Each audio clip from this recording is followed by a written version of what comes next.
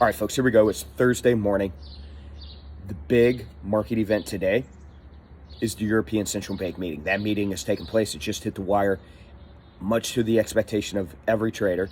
European Central Bank, like the Fed, remaining dovish. What does that mean? No change to interest rates. They're going to keep buying bonds into the foreseeable future. The only difference in this meeting is that the European Central Bank, ECB, did say that they're going to change their inflationary target to 2%. What are we seeing as a result of this?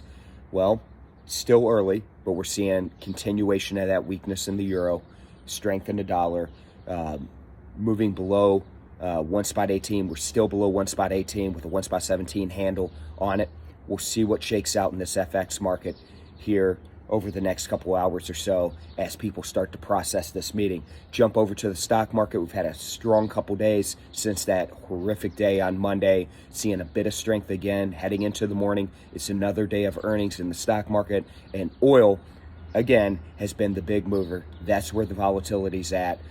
4% move in oil over the past couple days, seeing oil back above $70 a barrel in WTI. We were just at $66 a barrel about a day and a half ago. So been a heck of a move in oil as it starts to make its way back up and recover some of those losses from the 7% so down day that we experienced back on Monday. So here we go, folks. Thursday, let's get after it, get in there, trade some of this opportunity. I'll see you again tomorrow.